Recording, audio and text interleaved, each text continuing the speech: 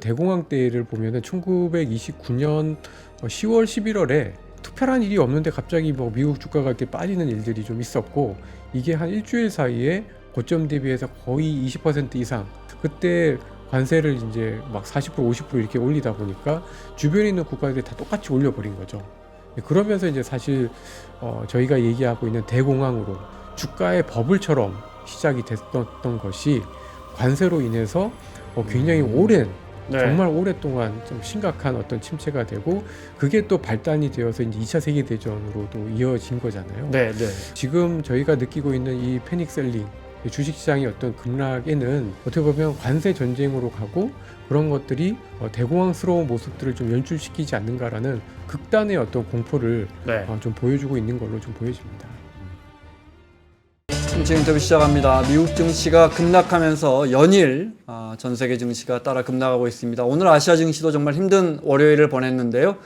트럼프 대통령은 연준의 금리 인하 직접적으로 압박하고 있고, 근데 연준은 지표로 움직이는 기관이잖아요. 그래서 트럼프 대통령이 직접 의도적으로 지표를 망가뜨리고 있다, 뭐 이런 분석까지 나오는 상황이니까요.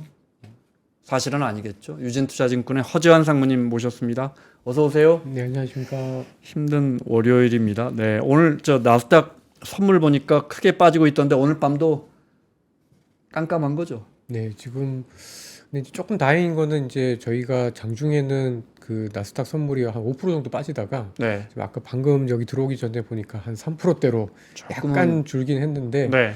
어쨌든 뭐 최근에 이제 미국이 이제 목요일날 금요일날 엄청 급락을 했는데, 이어서 오늘도 급락으로 시작할 가능성이 굉장히 좀 높아져서 약간 좀 많이 좀 살떨린다, 이렇게 좀 생각하고 네. 있습니다. 봄이 왔는데 많이 춥습니다. 네. 지난주부터 이어지는 이런 급락세 뭘 좀 지켜봐야 할까요? 뭐 지금 사실 좀 뭐 패닉이지만, 완전 이렇게까지 패닉은 또 정말 코로나 이후로는 정말 처음이다라는 생각이 좀 드는데요. 아시아 증시는 정말 많이 떨어졌더군요. 네.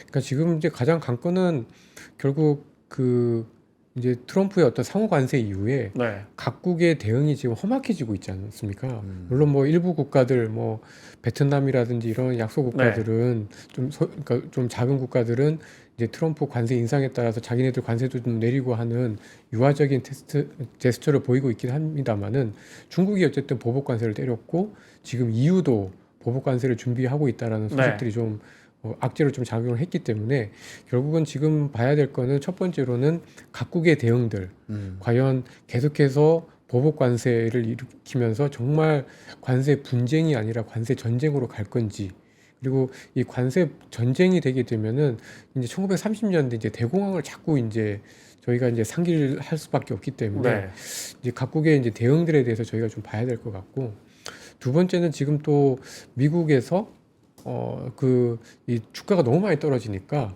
막 그 미국의 이제 그 상원에서도 뭐 트럼프에 대해서 이제 탄핵안 이런 것들이 지금 이제 얘기가 좀 되고 있는데, 민주당에서 하나 나온다고 오늘 기사가 떴습니다. 네. 그래서 그런 정치적인 압력들, 그리고 특히 공화당 내에 어떤 그 트럼프 대통령에 대한 지지율, 이게 굉장히 좀 중요할 것 같습니다. 그러니까 아직까지 이제 트럼프 대통령이 여유가 있는 거는, 기본적으로 이제 그 민주당은 뭐 전혀 신경을 안 쓰는 것 같지만 공화당 내의 지지율이 굉장히 높았기 때문인데요. 최근 들어서 이렇게 보면은 특히 이제 지난 4월 2일 날 이제 그 상호 관세 날 이후로는 공화당 중심의 어떤 그 트럼프 대통령에 대한 지지율도 좀 많이 떨어지고 있는 상황입니다. 그래서 약간 일부 언론 조사들, 뭐 갤럽 이런 데들은 사실은 좀 크게 의미는 없는 것 같고, 공화당 지지자들이 좀 많이 참여하고 있는 이제 일부 언론 조사 결과들이, 여론 조사 결과들이 있는데요. 그런 최근의 조사를 결과를 보면은 한 번도 50% 밑을 찍은 적이 없다가 4월 3일 날, 그러니까 이제 미국의 상호 관세 다음 날 이제 49%로 좀 떨어졌거든요. 이런 걸 보면 어쨌든 지금 미국도 상호 관세 이후에 어떤 트럼프를 보는 관점이 약간은 좀 바뀌고 있다, 이렇게 좀 생각을 좀 하고 있고요. 그리고 세 번째는, 결국은 미국의 주가가 계속해서 빠지되 정말 고점 대비 예를 들어서 이제 20%를 넘느냐가 굉장히 좀 중요할 것 같습니다. 왜냐하면 많이들 아시겠지만 미국의 가계가 주식을 엄청 갖고 있습니다. 네. 그러니까 뭐 피터 나바로 교수 같은 경우 자문위원 같은 경우에는 뭐 트럼프의 관세는 월스트리트를 위한 게 아니라 메인스트리트를 위한 거다라고 얘기를 하면서 자기네들은 이제 금융이 아니라 실물 경제를 위해서 관세를 때렸다. 네. 이렇게 얘기를 좀 하고 있는데 저희가 보기에는 사실 금융이 흘러내리는데. 그러니까요. 네. 그러니까 어떻게 보면 이제 베센트 장관도 약간 이 피터 나바로 교수의 얘기에 좀 동의를 한 게 뭐 미국 주식의 뭐 한 80% 이상을 미국의 소득 상위 15%가 가지고 있다는 이런 얘기를 했거든요. 네. 근데 사실 엄밀하게 봤을 때 미국의 금융 자산에서 미국의 그 주식이 그러니까 미국 주식이 차지하는 비중이 시가총액 기준으로는 43%가 넘습니다. 그러니까 당연히 엄청난 비율이고요. 네. 제가 이렇게 계산을 해보면은 미국의 자산에서 미국 가계들의 자산에서 부동산이 차지하는 비중이 한 28% 정도 되니까 30%가 안 되거든요. 네. 나머지가 이제 80%인데 이제 그 80%에 해당하는 금융 자산들 그 중에서도 이제 주식이 어떻게 보면 엄청난 40% 이상 차지를 하고 있으니까 지금처럼 미국 주가가 고점 대비해서 한 15% 이렇게 빠지면은 미국의 자산, 전체적인 자산이 부동산 포함해서도 거의 한 6%에서 7% 가까이 빠지는 겁니다. 네. 네. 그리고 특히 미국의 주식을 어디에 많이 담고 있냐면은 뭐 AR와 같은 이런 그 연금 자산에서 많이 들고 있기 때문에 네. 사실은 이제 분명히 좀 저는 이제 곡소리가 날 시기가 됐다. 이렇게 좀 보여지고 아마도 고점 대비해서 20% 이상 S&P 500이 떨어지는 상황에서는 네. 거의 모든 미국의 거의 그 중산층 계층에 서 느끼고 있는 어떤 은퇴 자산에 있어서 이제 마이너스가 이제 한 6%에서 7% 이렇게 세게 나오게 되면은 분명히 이제 트럼프 지지율에도 분명히 영향을 미칠 거고 네. 그러면 그분들의 의견이 미국의 이제 공화당 쪽에도 또 조금 그러겠죠. 영향을 네. 줄 거고 그래서 그 부분들이 어쨌든 미국의 트럼프 정책을 좀 통제하지 않겠는가 이렇게 좀 보여집니다. 그래서 당장 트럼프의 입장이 바뀔 것 같지는 않고 정부 입장도 스콧 베센트라든지 재무장관 계속해서 단호한 입장을 내고 있고 이 정책 안 바뀐다 관세에 대해서 결국은 의회가 브레이크를 걸 수밖에 없고 그것은 여론에 좌우될 수밖에 없다. 네, 그렇죠? 저는 그렇게 좀 보고 있어서 네. 아마도 이번 주가 굉장히 좀 중요한 한 주가 될 것 같고 그리고 어쨌든 4월 9일 날 상호 관세가 발효가 되기 때문에 그 전까지는 어쨌든 협상의 여지들이 좀 있는 거잖아요. 네. 그래서 어떻게 우리는 보면 없잖아요. 네? 우리는 네. 없잖아요. 저희는 좀 부족하죠. 네. 그래서 어쨌든 저희는 되게 불리한 여건인 거는 맞긴 하지만 기본적으로 4월 9일까지는 아직까지는 협상의 어떤 통로들이 좀 열려 있기 때문에 네. 이번 주가 어떻게 보면 굉장히 좀 중요한 한 주가 될 수밖에 없다. 변동성의 피크가 될 수 있는 확률이 그나마 좀 있지 않나 이렇게 좀 보여집니다. 네. 세 가지 크게 짚어주셨는데 하나씩 좀 여쭤볼게요. 흔히 지금 상황이 혹시 29년 대공황 때하고 비슷하지 않나? 네. 그때도 30대 초반인가요? 스무트 홀리 그 관세법 나온 게 대략 언제입니까? 그때 하고 30년 6월입니다. 30년 6월. 네. 대공황 나오고 대공황 나오고 관세를 세게 부과하는군요. 그때도 그러면 다른 대상국들이 유럽 국가 이런 데서 보복 관세로 맞섰습니까? 네네네. 그럼 지금하고는 형태가 좀 비슷하게 흘러가네요. 어떤 게 같고 어떤 게 다르다고 할 수 있는 거예요. 네. 비슷한 거는 그때도 경기가 정말 정점을 때렸었고 네. 그죠? 네. 그러니까 이제 사실은 이제 미국의 그 대공황 때를 보면은 1929년 10월 11월에 약간 이제 뭐 블랙 먼데이와 같은 네. 주가 급락 그러니까 특별한 일이 없는데 갑자기 뭐 미국 주가가 이렇게 빠지는 일들이 좀 있었고 이게 한 일주일 사이에 고점 대비해서 거의 20% 이상 이제 주가가 좀 빠졌었습니다. 근데 이제 그러고 난 다음에 이제 막 미국의 금융기관들이 난리가 나고 시장이 난리가 나니까 네. 그때부터 이제 조금 그 미국의 정부가 이제 관세를 올리기 시작을 했는데 그게 이제 스마트 홀리 네. 관세 법안이었고 그때 관세를 이제 막 40% 50% 이렇게 올리다 보니까 주변에 있는 국가들이 다 똑같이 올려버린 거죠. 그러면서 이제 사실 저희가 얘기하고 있는 대공황으로 갔었던 것 같습니다. 네. 그러니까 어떻게 보면 처음에는 주가의 버블처럼 시작이 됐었던 것이 관세로 인해서 굉장히 오랜 네. 정말 오랫동안 좀 심각한 어떤 침체가 되고 그게 또 발단이 되어서 이제 2차 세계대전으로도 이어진 거잖아요. 네, 네. 그래서 약간 어떻게 보면 지금 저희가 느끼고 있는 이 패닉 셀링, 주식시장의 어떤 급락에는 단순히 경기가 안 좋아질 거야, 미국이 스태그플레이션이 될 거야 라는 거를 넘어서서 어떻게 보면 관세 전쟁으로 가고 그런 것들이 어쨌든 약간 대공황스러운 모습들을 좀 연출시키지 않는가라는 극단의 어떤 공포를 네. 좀 보여주고 있는 걸로 좀 보여집니다. 은퇴계층 화가 많이 나겠는데요. 이번 주까지 지나면 미국의 은퇴계층이 지금 말씀하신 것처럼 근데 S&P는 아직 그렇지만 나스닥은 벌써 한 고점 대비 20% 내린 거 아니에요. 그죠? 네, 그렇습니다. 그럼 벌써 이분들이 체감을 하실 거고 9천 이틀 동안 9천조 우리 돈으로 9천조 시총이 녹아내렸다니까 우리 GDP가 얼마예요? 우리 GDP의 2배가 넘는 거 아니에요? 한국의 세상에 우리 GDP의 2배가 넘는 돈이 이틀 동안 미국 증시에서 녹았으니까 더 지켜보겠습니다. 중국이나 유럽은 분명한 건 1기 트럼프 행정부 때와는 전혀 다르다. 이렇게 봐야겠죠? 한번 해보자는 분위기인 거죠. 예, 그렇죠. 사실 유럽 입장에서는 뭐 우방이라고 봐야 될 텐데 어쨌든 뭐 EU에 대해서도 20% 이상 관세를 때린 거에 대해서는 뭐 굉장히 좀 그 EU 내에서의 어떤 움직임이 굉장히 좀 안 좋은 것 같습니다. 그러니까 예를 들면은 사실 이제 이번 상호관세 10%, 20% 발표하기 전에는 유럽에서 미국 자동차에 대한 수입 관세를 오히려 낮춰주면서 약간 관세 전쟁으로 안 가는 쪽으로 그 여론들 또는 이제 움직임들이 좀 있었다가 그거 이후에 지금 EU에서 이제 미국에 대한 어떤 보복 관세 그리고 보복 관세에 들어갈 수 있는 품목들을 지금 하나하나 지금 리스팅을 하고 있는 단계거든요.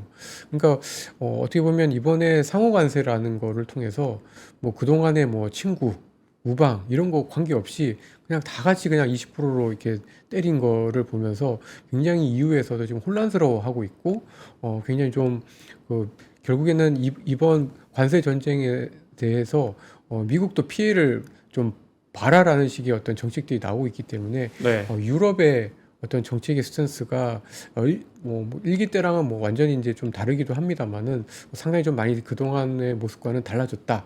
이렇게 좀 봐야 될 것 같고 중국은 오히려 좀 일관성이 있는 것 같습니다.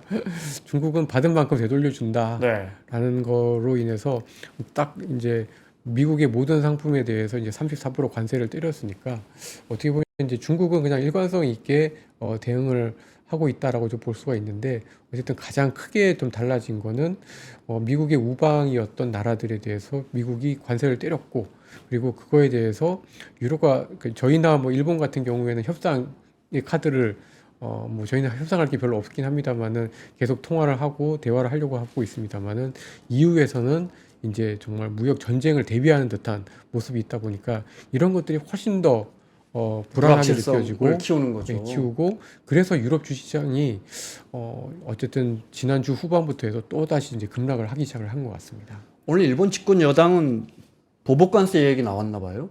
그 하나만 여쭤보려고요. 네. 우리는 물론 우리는 지정학적으로 여러 레버리지가 다르지만 우리는 이런 게 안 돼. 한미 FTA가 사실상 물 건너 가는 거 아니에요. 이렇게 되면. 9일부터 상호관세가 부과되면 아주 이상한 상황이 생깁니다. 우리가 수출하는 건 이게 합쳐서 25%를 받고 관세를 우리가 미국에서 그날부터 수입하는 뭐 할까요? 뭐 땅콩 버터다. 네. 우리가 참 미국에서 수입하는 우리가 F35, F7 쓰니까 땅콩 버터다 그러면 그거는 계속 무관세로 들어오는 거 아니에요? 그렇죠. 이런 게 어디 있어요? 그런 게요. 이런 게 이상하죠. 예. 9일부터는 뭐 조만간 뭐 협의가 시작될 텐데, 우리는 보복 관세 이게 물리적으로 불가능한 거예요? 현실적으로 한 번도 생각 안 해보신 거예요? 네, 그러니까 우리는 왜 이게 저희는 사실 관세가 낮아지는 국면에서 최대 수혜를 입은 여러 나라들 중에 하나이기 때문에 저희는 웬만한 나라들하고도 교역 규모가 늘어날 것 같으면 다 FTA를 맺으려고 하고 했었던 거기 때문에 사실은 저희가 감히 이제 안보를 어느 정도 이렇게 책임져 주고 있는 미국한테 관세를 부과한다라는 거는 뭐 생각도 할 수가 없고 뭐 실제로 좀 부과할 수 있는 상품도 그렇게 많지가 않습니다. 네. 뭐 농산품, 뭐 소고기, 뭐 이런 것들 정도, 뭐 그다음에 수입하는 전투기, 뭐 이런 것들인데 우리 어떻게 전투기에 관세를 매기겠어요? 안보와 관련돼 있어서 예, 그죠? 그러니까 현실적으로 저희는 좀 불가능하고 그런 관세라는 게 실효성도 사실 좀 없기 때문에. 그러고 보니까 예. 뭐 구글이니 이 유튜브 이런 건 관세가 다 플랫폼 기업들은 들어와 있으니까 그렇죠. 우리가 이걸 관세를 매길 방법이 없는 건가요? 이런 건 유튜브에 우리가 돈 내는 거 이런 건 그러니까 관세는 한국 이제 구글이잖아요. 예, 관세라기보다는 뭐 부가가치세라든지 네. 다른 형태의 세금을 부과를 할 수는 있지만 지금 상황에서는 그게 그렇게 썩 좋은 방법은 아닌 것 같습니다. 그냥 해본 소리입니다. 뭐 우리가 어떻게 하겠어요? 보복 관세를 뭐 일본하고 우리는 못할 겁니다. 네. 크게 두 가지입니다. 경기 침체 우려하고 인플레이션 우려. 이걸 좀 여쭤봐야겠어요. 미국에. 네. 그 중에 어떤 게 더 실존하는 어떤 게 더 현실적인 더 문제예요? 이게 그 장기적으로 봤을 때 조금 길게 보면은 결국은 관세라는 거는 물건값이 올라가는 거고 네. 이게 소득이 물건값보다 빨리 올라가지 않는다면 사실은 사람들이 물건을 덜 사면서 결국은 이제 수요가 위축이 되게 됩니다. 결국 관세의 끝은 종착역은 한마디로 말하면 약간 이제 수요가 위축되는 디플레 또는 이제 침체라고 봐야 되겠죠. 근데 이제 그 단기적으로는 어쨌든 이 물건값이 올라가기 때문에 이 물가가 분명히 좀 상승하는 기간이 단기적으로는 좀 있습니다. 그래서 저희 계산으로는 한 3분기까지는, 4분기 초까지는 약간 그 물가는 올라가고 그 물가가 올라가는 것만큼 또 수요가 위축이 되는 약간 스태그플레이션스러운 모습들이 지금 나올 수 있는 상황인 걸로 좀 보여지고, 그렇지만 이게 끝나고 나면 결국은 다시 수요가 위축이 더 되면서 약간 좀 이제 침체스러운 내지는 이제 경기 위축 국면으로 들어갈 가능성이 좀 높아서 결국은 뭐 쉽게 말씀드리면 짧게 얘기하면 약간 인플레나 스태그플레이션, 그러나 조금 길게 보면 결국은 디플레나 침체 간다. 이렇게 될 가능성이 높다라고 좀 보여집니다. 파월 생각도 그렇습니까? 뭐 파월 생각도 그렇지 않을까 싶습니다. 지표가 좋은데요? 근데 이제 일자리 통계가 좋은데요? 예, 근데 파월 입장에서도 지금은 어떻게 할 수가 없는 것 같아요. 그러니까 지금 뭐 고용이 뭐 매월 20만 명 이렇게 나오고 실업률이 4.2%인 상황에서 금리를 내린다? 주가가 빠져서 금리를 내린다? 이거는 사실 그러니까요. 생각할 수 없는 일이거든요. 네. 그러니까 연준의 목표는 주식을 띄우는 게 아니라 기본적으로 이제 고용과 물가를 안정을 시키는 거고 물가와 고용이 약간 상충될 때는 결국은 그 고용을 더 중요시하는 거기 때문에 지금 상황에서 어쨌든 연준이 할 수 있는 건 굉장히 없다. 연준의 손은 지금 묶여 있다 이렇게 좀 보여집니다. 지금 말씀하신 것처럼 뭐 관세가 아직 뭐 본격적으로 현실화되려면 몇 달 남았으니까 그렇지만 일단 지표가 흔들리지 않으면 금리는 안 내려올 거고 그러니까 트럼프 대통령이 지표를 그 짤 같은 거 보시죠. 망치 들고 지표 깨고 있고 트럼프 대통령이 그 분석은 어떻게 보세요? 상당히 의도가 깔려 있다. 의도가 있고 분명히 이제 나중에는 그렇게 될 것 같긴 합니다. 네. 근데 지금 현재로서 이제 그 독립성을 중요시하는 중앙은행이 주가 빠진다고 또는 어떤 정치적인 그런 거를 감안을 해서 금리를 내리기에는 되게 쉽지는 않아 보이고요. 대신에 이제 제가 생각할 때는 지금 현재 대부분 한 6월 정도 지표들이 확인이 된 6월부터 이제 금리를 내린다 이렇게들 보고 있는데 아마 내리기 시작하면 굉장히 빠르게 내릴 가능성이 좀 있어 보입니다. 그래서 아마도 한두 달 동안은 지금은 뭐 사실 뭐 연준이 이제 해줄 수 있는 건 별로 없어 보이는데 막상 한 6월 정도부터 연준이 정말 금리를 내릴 수 있다라고 하면은 그때부터는 굉장히 좀 빨리 내릴 수가 있고 그때 전후로 시장은 어쨌든 조금 더 안전판을 좀 갖게 될 가능성이 좀 크지 않을까라고 보고 있습니다. 그러려면 물가가 어느 정도 선에서는 잡혀줘야 되는 거죠.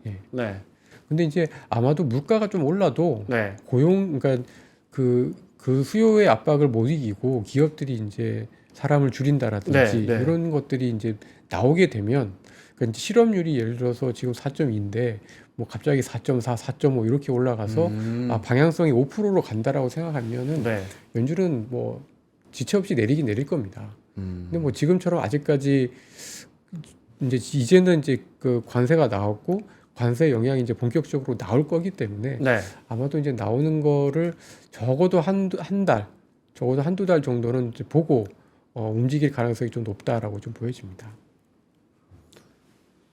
물가만 크게 튀지 않는다면 일각에서는 과거 트럼프 일기 때도 관세 여기저기 했지만 사실은 협상하고 나니까 그 관세가 그렇게 높지 않았고 그래서 그 관세가 물가에 큰 영향 주지 않았다. 통계적으로 이렇게 말씀하시고 또 우리가 알다시피 트럼프 대통령이 이대로 갈 것 같지는 않고 각 나라별 협상을 해서 25% 한국이라면 25%다 하지 않고 뭐 이렇게 협상을 할 텐데 결국 시장에 미치는 관세 영향은 석 달에서 여섯 달이다.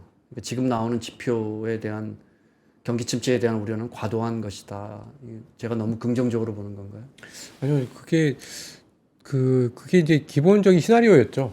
네. 여기 시나리오였는데 일단은 그 시나리오에서 조금 그 비껴간 게 첫 번째는 이제 관세율이 너무 높다라는 겁니다. 네. 이게 이제 관세율이 뭐 대충 많은 국가들 다 합치면은 한 그 25% 정도, 24% 정도로 저는 계산을 좀 됐는데 24% 관세율은 100년 만에 최대입니다. 미국의 관세율이 1930년대로 돌아갔답니다. 네, 그러니까 네. 100년 만에 처음이니까 사실 이 관세율은 굉장히 좀 심각한 관세율인 거죠. 그러니까 예를 들어서 보편 관세 한 10%만 정도만 돼도 말씀하셨던 그런 시나리오가 가능했을 것 같아요. 네.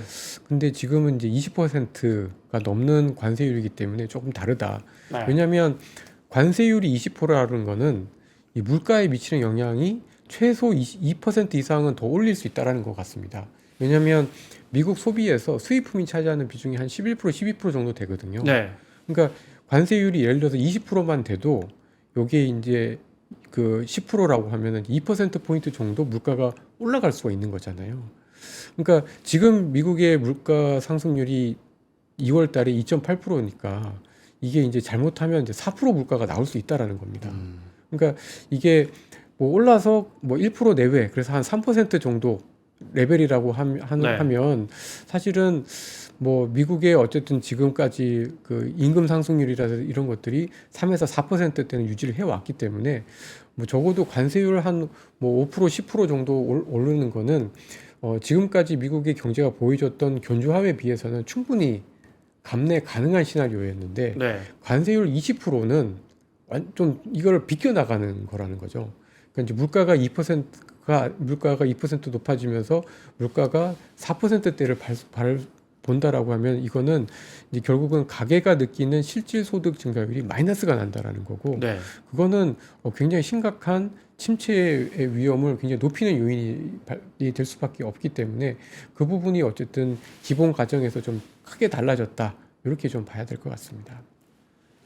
그래서 미국 경제가 올해 진짜 나쁘냐, 나쁠 수도 있냐. JP 모건이나 골드만삭스가 올해 경기 침체 올 가능성 높게 잡고 있더라고요. 한 주말 사이에 뭐 35%까지 올려 잡고 이렇던데 올해 지금 예측하는 건 미국이 올해 역성장합니까? 마이너스 성장합니까? 할 수도 있습니까? 네, 할 수 있을 것 같습니다. 해봤자 그러면 그 말은 해봤자 뭐 잘해봤자 0.5 성장? 잘못하면 마이너스 성장 이런 겁니까? 상황이 지금? 그러니까 아마도 그 뭐 1분기는 뭐 그래도 그런 대로 버틸 것 같아요. 네. 왜냐하면 그 미국의 소비자들이 어쨌든 지금 고용을 뭐 3월까지 고용이 나왔습니다만 견고하고 또 미국이 전반적으로 이제 관세를 앞두고 또 이렇게 어느 정도 재고나 선수요를 통해서 물건을 좀 사둔 게 있거든요. 네. 그래서 아마 이걸 가지고 좀 버틸 겁니다. 미국의 소비자들이 버티고 마트가 버티고. 네. 그런데 이제 여름 지나가면서부터는 이제 점점점 물건값이 올라감에 따라서 소비를 줄이겠죠. 그러겠죠. 뭐 네. 베트남에서 만든 갤럭시부터 시작해서 어디서 뭐 인도네시아에서 만든 나이키 운동화부터 차근차근 하나씩 올라갈 텐데 기업들이 뭐 수익을 줄인다고 해도 그것이 시장에 반영이 될 텐데. 네, 그래서 아마도 하반기에 미국의 경제 성장률이 이제 마이너스가 될 가능성이 좀 높아 보이고요. 그래서 연간으로 봤을 때는 전체적으로 정말 0%면 잘한 거고 네. 아마도 마이너스가 될 확률이 굉장히 좀 높아졌다라고 좀 보여지고 결국은 미국 경제가 마이너스라는 거는 어쨌든 저희가 이제 그동안에는 생각하지 못했던 침체에 대한 위험을 굉장히 좀 높여주는 거고 그러면 아무래도 이제 기업들이 못 버티는 기업들 같은 경우는 이제 사람을 이제 해고를 한다든지 구조조정을 한다든지 이제 이러면서 이제 그 고용 시장에 좀 부정적인 영향을 주면 결국 그게 또 한 번 성장률을 좀 낮출 수 있는 요인으로 작용할 가능성이 높다라고 좀 보여집니다. 지난 몇 년 동안 미국이 코로나 이후에 진짜 성장률이 너무 좋아, 돈도 많이 풀고 성장이 너무 좋아서 그거하고 이게 그 기저효과 때문에 이렇게 보면 미국 성장률이 올해 만약에 한 마이너스 0.2 정도 때린다 그러면 거의 그래프는 꼬꾸라지는 모습이 되는데 그걸 우려해서인지 실제 10년물 국채금리가 가파르게 내리고 있잖아요. 지금 4% 밑으로 기어이 떨어졌어요, 이제. 네. 제가 궁금한 게 연준은 지표상으로 금리를 못 내리고 근데 10년물 국채금리는 시중금리는 내려간단 말이에요. 그럼 이거는 메커니즘이 어떻게 됩니까? 연준은 그러면 조금 시장금리는 내려가네. 우리는 아직 지표가 우리는 좀 기다려봐 이러는 거예요. 그러니까 결국은 네. 10년짜리 그 미국의 장기 금리는 사실 이제 장기 성장률 그리고 약간 이제 물가에 대한 부분들을 조금 더 예전에는 좀 많이 반영을 했다 이렇게 네. 좀 보여지는데 결국은 연준이 금리를 안 내려주고 하니까 실물 경제가 훨씬 더 빨리 많이 나빠질 거고 그런 것들을 장기 금리가 또 많이 또 반영을 한다 이렇게 한다 이렇게 봐야 될 것 같습니다. 그러니까 결국은 이제 물가를 걱정을 하고는 있지만 10년짜리 국채 금리는 결국은 조금 더 장기적인 그림을 예상을 하고 있는데 결국은 이게 더 디플레스럽게 해서 미국 경제를 힘들게 할 거다라는 걸 반영하는 걸로 좀 봐야 될 것 같고요. 결국은 이제 연준이 뭐 언젠간 나서겠죠. 근데 지금은 못 나서고 있기 때문에 장기 금리가 훨씬 더 많이 떨어지고 단기 금리는 조금 떨어지거나 안 떨어지는 그런 형태가 되면서 이제 약간 커브가 소위 말해서 약간 그 플랫해진다고 하잖아요. 역전된다고 하잖아요. 그런 현상들이 지금 나오고 있는 걸로 보여집니다. 알겠습니다. 우리 증시 이야기를 좀 하겠습니다. 어떻게 하죠? 어떻게 해야 되죠? 우리 투자자들은? 예, 좀 근데 이제 주가 가격으로만 보면은 그리고 오늘 이제 저희가 좀 분석한 바에 따르면 이제 저희가 이제 가격적으로 이제 뭐 한국 시장이 뭐 언제든 뭐 비싼 적은 없었습니다. 한 번도 늘 쌌었고 특히 이제 코스피 2,300대에서는 더더욱 싸고 이제 저희가 계산으로는 뭐 PBR 0.8배 뭐 이렇게 계산을 해보면은 이제 2,400대 초반이니까 오늘처럼 2,300대 초반으로 이렇게 떨어지면은 굉장히 이제 밸류에이션 측면에서는 좀 쌉니다. 그러니까 정말 세계 경제가 정말 공황 상태로 가지 않는다면 그리고 정말 침체로 가서 더 악화가 되지 않는다고 하면은 사실은 주가가 더 밀릴 이유는 없다라고 좀 보여지고요.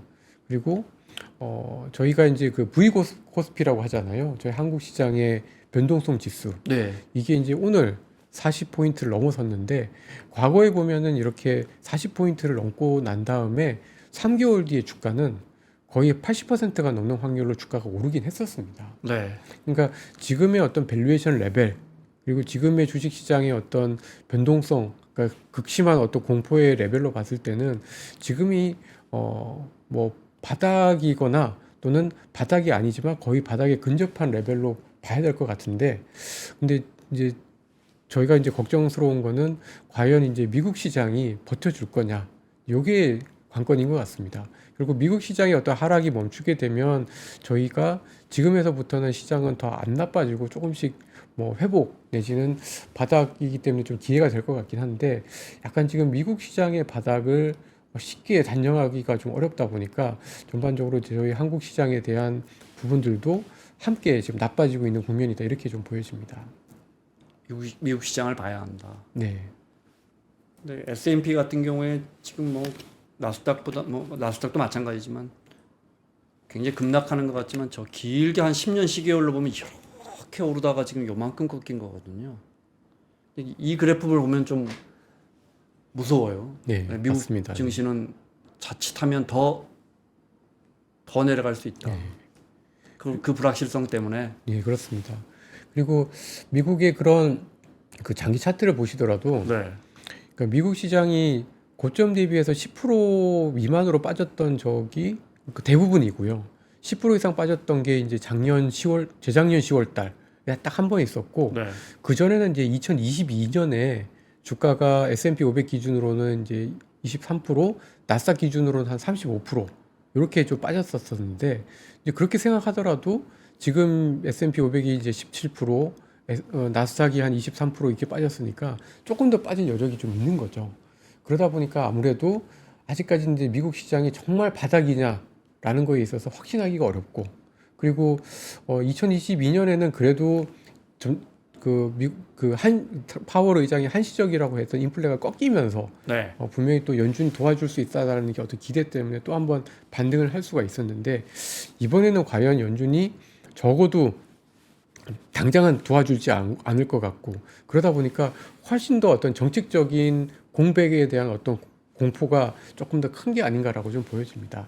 그래서 제가 생각할 때는 분명히 4월 달이 저희 국내 시장 입장에서 봤을 때는 분명히 어떤 그 바닥의 국면 내지는 불확실성의 어떤 최고조가 되는 국면인 거는 좀 분명해 보이는데 네.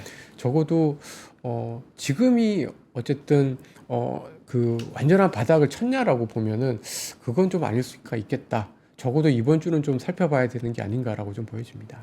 지정학적으로도 다시 미국 증시인데 지정학적으로도 트럼프 대통령이 집권하고 뭐 한두 개 정도는 풀어 나갈 것이다 생각했는데 우크라이나 러시아 상황 뭐 굉장히 꼬여 있고 하마스하고 이스라엘 역시 마찬가지고 사실은 지금까지는 뭐 하나 뜻대로 되는 게 하나도 없고 혼란만 더해지고 있고 결국 지난 주말 미국 국민들이 대도시에서는 거리로 쏟아져 나오고 있거든요. 네.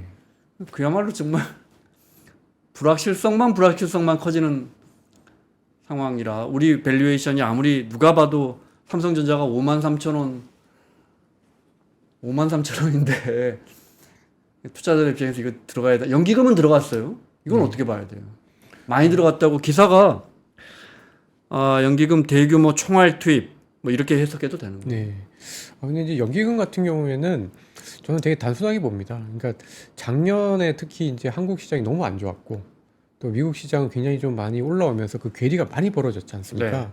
그러니까 그 괴리를 감안을 했을 때 연초에 저희 국내 시장이 그나마 좀 선방을 했음에도 불구하고 전반적으로 이제 그 주식의 어떤 전체 자산에서 봤을 때 한국 시장의 비중이 그렇게 높지는 않기 때문에 네. 충분히 뭐 살 수 있는 여력들이 좀 여전히 좀 남아 있는 걸로 좀 보여집니다.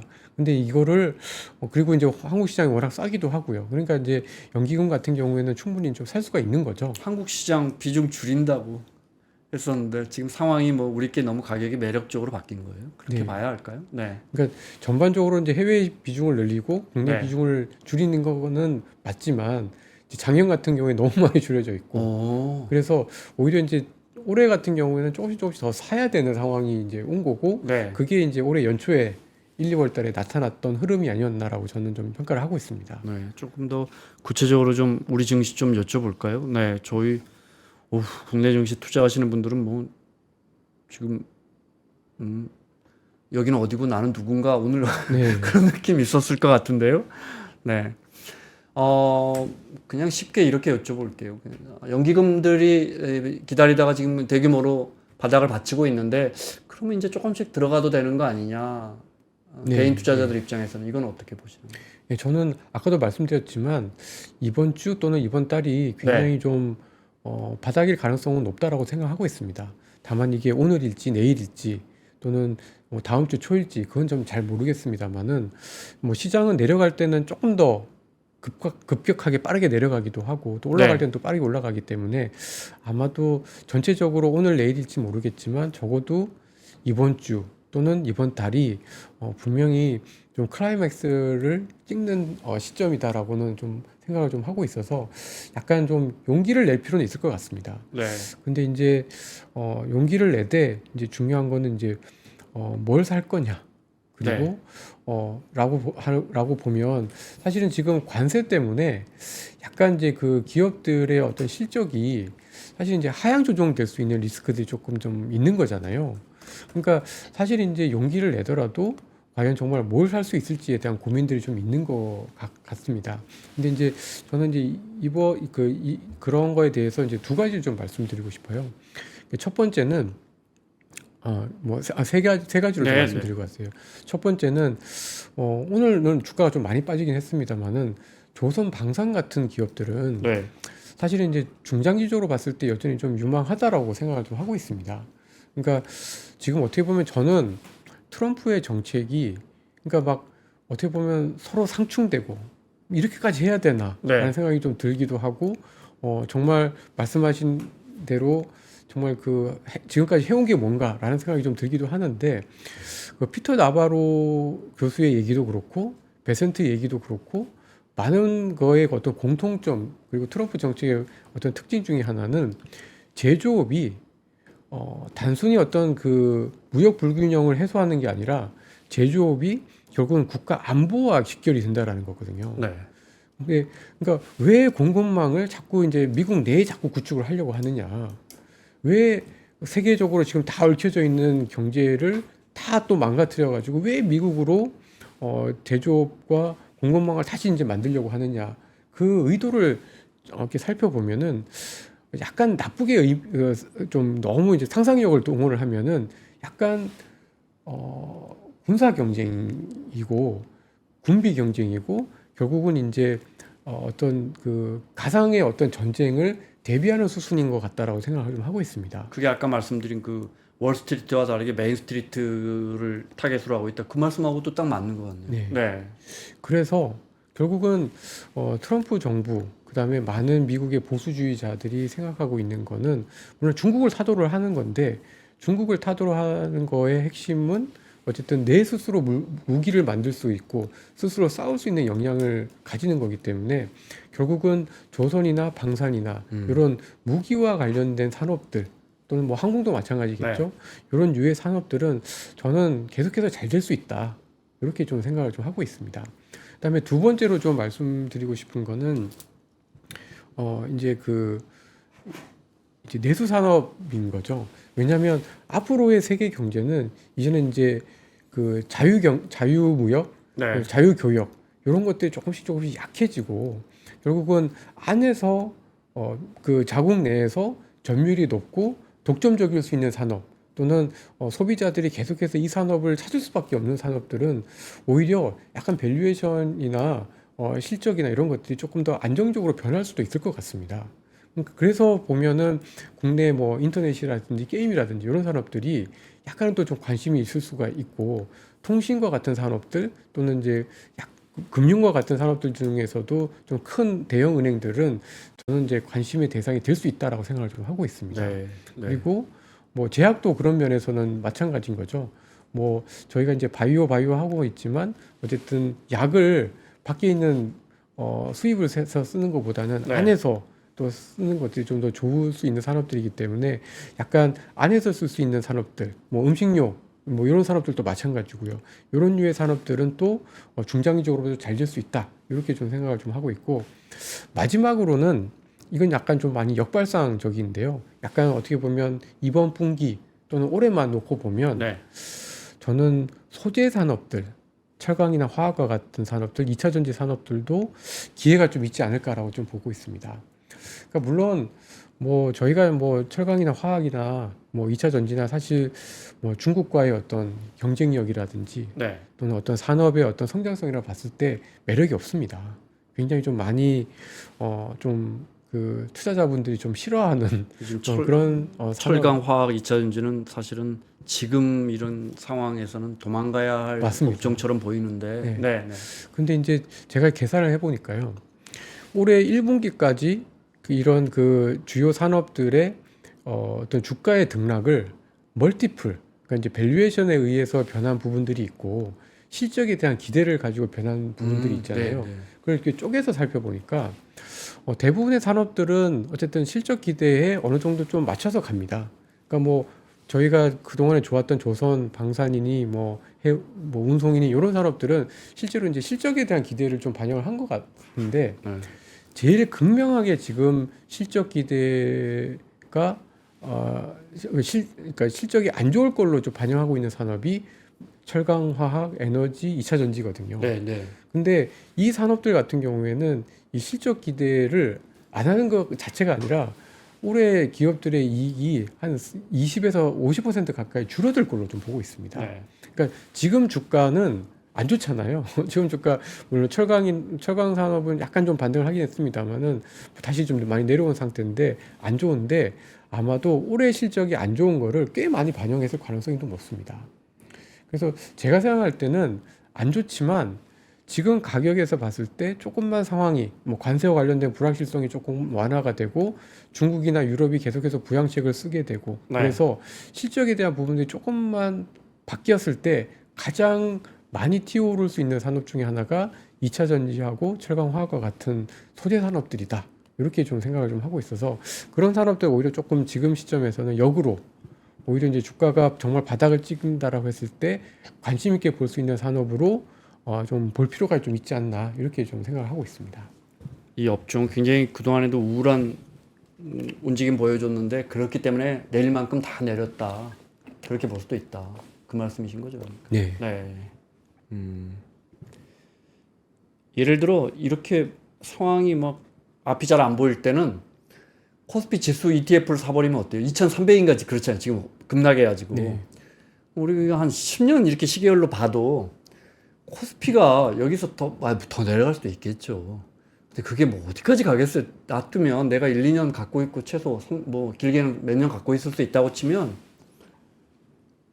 이제 네. 너무 상식적인 질문을 드리는데 네, 맞습니다. 저는 네. 뭐 아시다시피 증시를 잘 모르지만 뭐 삼성전자 어떻게 될지 뭐 LG 에너지 솔루션이 어떻게 될지 우리 정말 그 주변 여건이 너무 많아서 우리 전망하기 너무 어려운데 대외 변수가 너무 많고 아니 코스피 지수가 계속 2,300에 있지는 않을 거 아니에요? 아, 맞습니다. 그래서 사실은 이제 이번 폭락 이전에 네. 뭐 사실 이제 좀 뭐 뉴스를 찾아보신 분들 알지만 올해 굉장히 좀 잘 팔린 상품 중에 하나가 커보드콜, 코스피 200 커보드콜 네, 네. 이런 상품들 굉장히 많이 팔렸는데 네. 여러분 그런 상품들의 특징은 안 빠지는 거에 베팅을 하는 겁니다. 그래서 그런 상품들은 뭐 그런 상품들이나 ELS 같은 상품들은 지금 하기에 굉장히 적절한 타이밍이 아닌가라고 좀 보여지고 네. 또 말씀하신 그런 지수 ETF 같은 경우도 적립식으로는 정말 충분히 해볼 만한 타이밍이다라고 좀 보여집니다. 자동차에 대한 품목별 관세는 우리 상호 관세에 다 녹아 있는 거죠. 그러니까 이제 네, 더 그렇습니다. 거기서 25%더 맞는 건 이건 아닙니다. 당분간 걱정 안 해도 되죠. 네. 반도체 또 관세 매긴다는 거예요. 네. 그것도 만약에 예를 들어 한국 20%또 부과한다. 그러면 이게 우리 지금 25% 해놓은 거에 녹아 들어갈지 아니면 거기에 추가로 또 할지 이것도 전혀 예측이 안 됩니까? 근데 저는 그 상관없다고 생각하는 게요. 네. 어차피 저희가 만드는 제품을 뭐 대체할 수 있는 뭐 그런 제품들이 많지가 않기 때문에 네. 사실 관세 부과하면 뭐 미국에 수입하는 업체들이 더 골치 아플 거라 저희가 미치는 영향은 그렇게 크진 않을 거다라고 우리는 그냥 보고 그 가격 있습니다. 받으면 된다. 예. 그러니까 제가 생각할 때는 그 반도체는 관세 영향을 굉장히 좀 제한적이고요. 오히려 네. 대신에 이 상호 관세, 그다음에 보편 관세 때문에 전반적인 수요가 죽어서 반도체에 대한 수요가 그 감소하거나 줄어드는 그게 훨씬 더 큰 것 같습니다. 자동차, 핸드폰 뭐 네, 이런 맞습니다. 걸 안 쓰니까 네. 그 수요가 줄어들지 직접적인 관세 영향은 크지 않는 거군요. 저희는 그거는 굉장히 좀 미미할 거다. 그리고 저희가 어차피 제품이 관세 영향을 받는다고 하더라도 네. 이거를 뭐 미국의 마이크론이 뭐 대부분 이렇게 다 대체할 수가 없기 때문에 네. 저희 입장에서 봤을 때는 오히려 뭐 관세에 대한 영향은 그렇게 크진 않지만 오히려 이제 전반적인 관세가 올라가면서 미국의 핸드폰이라든지 자동차라든지 뭐 PC라든지 이런 수요가 죽으면서 나오는 영향이 훨씬 더 클 거다라고 생각을 하고 있기 때문에 관세 영향은 저희는 좀 크진 않을 거다라고 보고 있습니다. 과거에 그럼 미국의 성장률이 뚝 떨어지거나 경기 침체가 오면 지난 1, 20년 동안 반도체 수요나 반도체 가격은 확실하게 또는 그것보다 더 영향을 받습니까? 분명하게. 네, 그렇죠. 그러니까 결국은 반도체가 엄청 경기에 민감한 산업이잖아요. 네. 그리고 반도체가 고정비가 많이 들어가는 장치 산업이다라는 게 네. 특징입니다. 그러다 보니까 이게 경기가 안 좋아지면은 가장 고정비에 대한 부담이 커지는 산업인 거죠. 그래서 저희가 생각할 때는 반도체는 특히 대한민국 반도체는 관세보다는 글로벌 경기다. 이렇게 좀 말씀드릴 수 있을 것 같습니다. 네. 하이닉스하고 삼성전자는 어떻게 하죠? 하이닉스 오늘 10% 가까이 내렸어요. 네.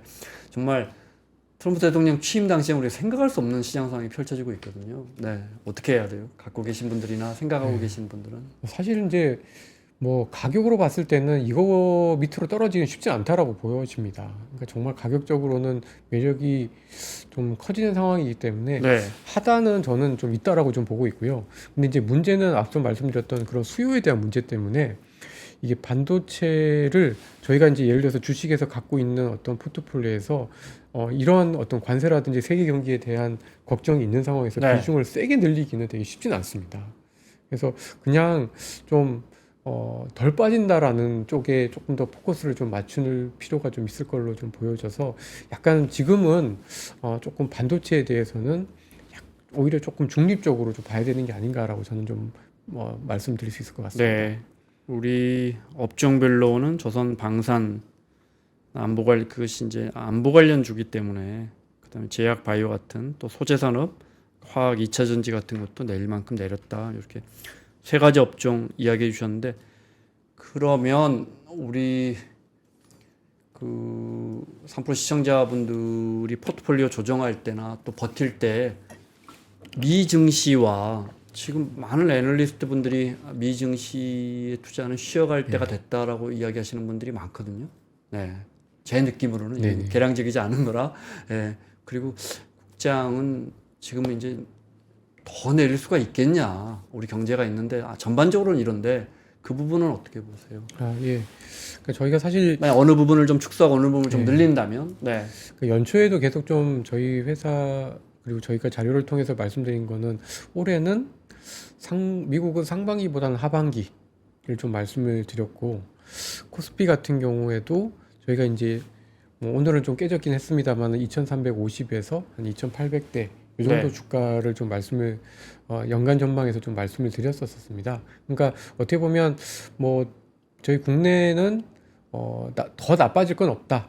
미국은 많이 올랐으니까 조금 쉬어간다. 이런 거를 좀 말씀을 드렸었는데 네. 뭐 그 관점은 크게 달라지진 않은 것 같습니다. 그러니까 이제 미국 같은 경우는 아마도 그러니까 4월 달을 좀 버티면 네. 조금 더 이제 기회가 좀 있지 않을까라는 생각이 좀 들지만 뭐 기본적으로는 조금 미국 시장만 좋았던 작년 재작년의 흐름에서는 좀 벗어나서 이제는 조금 분산을 해야 되는 상황이 좀 나타난 걸로 좀 판단이 좀 되어지고 만약에 분산을 한다라고 했을 때 저희가 생각할 때는 물론 뭐 금과 같은 이런 자산들도 좋긴 하지만 네. 중국의 기술주들 뭐 올해 많이 오르긴 했습니다만 중국의 홍콩에 상장되어 있는 중국의 기술주들도 오히려 지금 시점에서는 또 좀 들어가 볼 만하지 않을까라고 좀 판단이 좀 되어지고 또 뭐 그 이머징 국가들 중에서는 인도 같은 주식들도 저희는 좀 좋게 보고 있습니다. 그래서 약간 올해는 글로벌한 측면에서 봤을 때는 미국 자산과 국내 자산 또는 뭐 미국과 미국이 아닌 다른 자산들 간의 비중을 최소한 반반은 정도로 좀 미국 시장에 쏠렸던 거는 좀 줄여 나가자 이렇게 좀 말씀을 좀 드릴 수 있을 것 같고 네. 국내 같은 경우에도 올해 이제 1분기에는 어쨌든 그래도 이제 조선 방산이 좋았는데 뭐 이쪽은 계속해서 좋을 것 같습니다.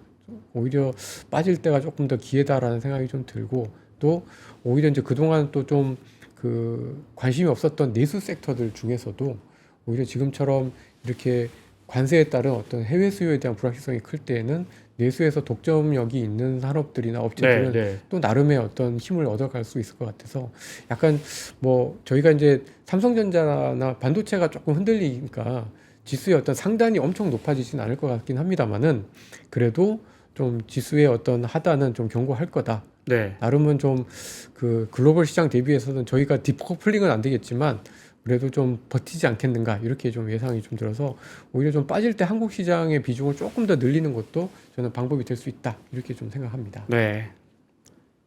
미국 시장보다는 지금은 미국 시장 조금 쉬어가더라도 한국 시장 비중을 조금 만약에 늘린다면 이렇게 정리가 네네. 되겠죠. 네네. 네. 내일 삼성전자 잠정 실적 네. 분기 실적 나온다면서요. 이건 뭘 볼까요? 아마도 뭐 실적은 뭐 예상했던 만큼 나올 것 같습니다. 그렇게 크게 나쁘질 것 같지는 않고요. 네. 그리고 특히 그 올해 들어서 반도체 현물 가격이 올라가고 있습니다. 범용 반도체 가격이 좋다면서요? 네. 그래서 실적은 생각보다 걱정했던 것보다는 잘 나올 거고 나올 거라서 실적 자체는 괜찮을 텐데 근데 늘 말씀드리지만 주가라는 게 이제 미래에 대한 부분들을 좀 반영을 하는데 지금 뭐 세계 경기가 이제 불안하니까 아마도 뭐 삼성전자 측에서는 긍정적으로 얘기를 하고 싶긴 하겠습니다만은 투자자분들은 그런 회사의 이야기나 실적보다는 이제 뭐 관세라든지 어떤 미국 시장이라든지 세계 경기의 어떤 흐름에 좀 더 예민하게 반영을 하지 않을까라고 생각하고 있습니다. 네. 시간이 얼마 남지 않았는데 채권도 조금만 여쭤볼게요. 네. 오늘 우리 국채 금리 장기급 뭐 30년물 이런 건 저는 이런 건 본 적이 없는 것 같아요. 뭐 5%씩 금리가 내렸어요. 그러니까 국채 가격이 폭등했는데 이건 왜 그러는 거예요? 뭐 세상이 불안해서 그런 거죠. 세상이 불안하고 경기를 안 좋을 것 같고. 그러니까 저희가 안전자산인 채권으로 가자. 특히 한국, 그러니까 이게 미국하고요. 미국이 아닌 다른 나라의 차이가 결국 관세를 부과를 했을 때 다 두드려 맞습니다. 다 두드려 맞고 다 안 좋은 것 같고 저희 같이 이제 대미 수출 비중과 수출 비중이 큰 나라들은 안 좋죠. 안 좋은데 저희는 이제 인플레에 대한 걱정은 사실은 미국보다는 적은 거잖아요. 그러다 보니까 저희는 확실히 더 국채에 대해서 쏠릴 수밖에 없는 환경인 것 같습니다. 그러니까 그냥 한국은 성장 안 좋을 거고 성장 안 좋으면 물가는 더 떨어지는 거 아닐까? 뭐 그리고 적어도 금리 내리긴 여건이 좀 좋아질 거고. 그렇죠. 그리고 환율도 뭐 오늘 같은 경우에는 뭐 30원씩 올라서 원달러 환율이 다시 불안해졌습니다만은 지금 관세 위협이 높아지는 상황에서도 여전히 지난해 말에 1,480원대보다는 지금 아래에 있는 상황이고 그리고 어쨌든 정치적인 불확실성이 뭐 어느 정도는 조금 해소가 됐고 뭐 환이 조금만 안정이 되면 하늘에서는 금리를 더 많이 내려줄 수 있고 이제 이렇다 보니까 아마도 뭐 전반적으로 올해 한 그 원래는 한 2번 1월 달까지 합쳐가지고 한 두세 번 금리 인하를 했었던 기대가 지금 이제 3번에서 4번으로 확대되는 과정에서 금리가 많이 빠졌다 이렇게 좀 보여집니다. 그래서 결국은 지금은 뭐 전 세계가 불안하고 그리고 특히 이제 한국 같은 경우에는 성장률이 더 나빠질 것 같으니까 채권에 좀 자금이 쏠리고 있는데 사실 이거는 또 물론 이제 저희 한국의 뭐 장기적인 미래를 생각하면 금리는 많이 오르기는 어렵겠습니다만은 뭐 이번 주에 어떤 관세 정책의 변화, 트럼프의 어떤 정책의 변화에 따라서 또 금리도 많이 또 출렁거릴 가능성이 좀 있다라고 좀 보여집니다. 우리 10년물 제가 지금 찾아보니까 2.65 정도 많이 내려서 10년물도 오늘 3% 이상 내렸는데 우리 생각할 때 옛날처럼 1%대까지 시중금리가 안 내려간다고 보면 국채 투자를 좀 해칭하기 위해서 하려고 하는 분들 입장에서는 되게 애매한 것 같아요. 미국은 4%니까 누가 봐도 최상목 부총리처럼 조금 더 내려가겠는데 싶은데 상식적으로 보면 우리 2.6인데 여기 국채 투자하는 건 어떻게 보세요? 뭘 좀 지켜봐야 돼요? 내릴 만큼 내렸단 말이에요. 그러니까 제 생각에는 이제 추경이 나오는지가 관건인 것 같습니다. 그러니까 이제 저는 지금은 어쨌든 채권 시장도 보면 되게 빨리 반영하잖아요. 근데 지금은 경기는 안 좋을 것 같고, 근데 추경이 나온다고 하더라도 뭐 이번 달까지는 뭐 10조 정도 조금밖에 안 나올 거고, 이게 이제 새로운 정권이 나와서 그 다음에 이제 추경을 또 좀 세게 한다라고 하면은 그때가 이제 그 금리는 올라가겠죠. 올라갈 것 같습니다. 그러니까 지금 이제 막 사는 거죠. 한두 달 남았다라고 생각하고 막 이제 지금 금리를 채권을 사는 거기 때문에. 누가 봐도 두세 달 안에 추경을 상당히 크게 할 것 같은데 아니면 단계적으로 10조 하고 또 20조 하고 이런 식으로 경기가 너무 안 좋고 뭐 산불도 나고 이래서 그런 건 그때 가서 반영되는 거예요. 네. 그리고 지금은 그때 또 얼마 나올지 알 수가 없는 거잖아요.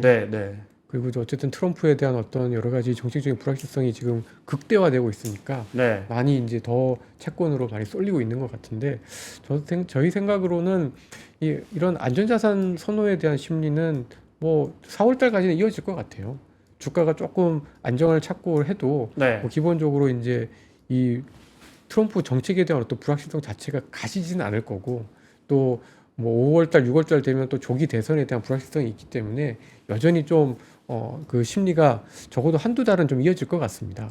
근데 이제 그 이후가 오히려 이제 채권 같은 경우에는 조금 덜 살거나 아니면 조금 나올 타이밍이 아닌가라고 좀 보여집니다. 알겠습니다. 우리 개인들도 국채 투자를 굉장히 많이 네. 하시더라고요. 몇 조 원씩. 네. 근데 이제 과거에 작년, 재작년에 보면 기본적으로 금리가 이제 하향 추세였기 때문에 국채 가격도 국채 금리 내리면서 국채 가격도 좀 오르겠지 하고 이렇게 일반 증권사 창구에서 많이 권유들 하셨는데 지금 우리 같은 경우는 좀 어느 정도는 내려온 것 같고 미국채도 상당히 내려온 뭐 어떻게 봐야 되는 거예요? 뭘 좀 국채 투자 생각하시는 분들은 앞으로 좀 뭘 좀 지켜봐야 돼요? 그러니까 계속 지금은 어쨌든 정책을 열심히 봐야 되는 것 같습니다. 그러니까 결국 정책이 주는 불확실성이 크면 네. 뭐 인플레나 여러 가지 이제 뭐 성장률의 어떤 레벨보다도 조금 더 이제 안전자산 쪽으로 특히 그 동안에는 그 이제 저희는 이제 국채 투자를 좀 많이 했습니다만은 해외 투자자들 그리고 미국의 투자자들은 주식으로 돈이 엄청나게 많이 들어갔잖아요. 네. 그러니까 그 돈들 중에 일부가 지금 빠져나오는 국면이다라고 좀 네. 보여집니다. 네. 그래서 미국 같은 경우에도 뭐 미국이 뭐 그렇다고 해서 금리가 지금 이제 4%가 깨졌는데 3% 가고 그러니까 뭐 2% 가고 이러지는 않겠죠. 그러니까 아마 3% 많이 떨어져 봐야 한 중후반 정도가 마지노선일 것 같긴 한데 어쨌든 생각보다 그게 빨리 올 수가 있고 돈들이 많이 갈 수가 급하게 갈 수가 있기 네. 때문에 그런 거에 대한 어떤 위험 대비가 좀 필요한 걸로 보여집니다. 알겠습니다. 간단하게 미국 시장에서 미국 자산 시장에서 돈이 좀 빠져나온다면 우리한테도 올 가능성이 있는 거 아니에요? 그건 어떻게 보시는 거예요? 그러니까 저는 시차를 두고 올 거라고 보고 있습니다. 그러니까 이제 제가 이제 오늘 아침 지난주 후반에도 좀 계산해 본 게 뭐냐면 지난 2년 동안 이제 그 해외 투자자들 중에서 이제 미국의 주식을 누가 얼마만큼 많이 샀는지를 쭉 살펴봤는데 경제 규모로만 보면은 그 국부 펀드를 통해서 이제 미국 주식을 많이 산 게 이제 뭐 노르웨이 같은 나라들 엄청 네. 샀고요. 스웨덴도 엄청 샀고 그다음에 스위스, 영국 뭐 이런 나라들, 싱가포르 이런 나라도 엄청 샀습니다. 그 다음에 이제 저희 뭐 말레이시아, 뭐 일본 이런 네. 순서거든요. 그러니까 그 돈들 중에 이제 이번에 어떤 미국의 AI와 관련돼서 지금 좀 열기가 좀 식어지고 있고 미국 자산에 대한 어떤 신뢰들이 좀 떨어진다라고 하면은 그 중에 일부는 분명히 물론 제일 먼저는 채권으로 가긴 하겠지만 네. 일부는 또 국내 자산으로 들어올 가능성이 저는 있다라고 좀 보고 있습니다. 그래서 오히려 저는 그동안 이제 그 미국 주식을 많이 했던 나라들에서 오히려 좀 본국으로 좀 돌아오는 과정에서 뭐 일본 엔화도 그렇고 북유럽에 있는 통화들 그다음에 유럽의 주식시장 그다음에 한국의 주식시장도 생각보다는 오히려 조금 더 견딜 수 있지 않을까 이렇게 좀 기대를 하고 있습니다. 알겠습니다. 마무리하겠습니다. 유진투자증권의 허재환 상무와 함께했습니다. 오늘 자세한 설명 고맙습니다.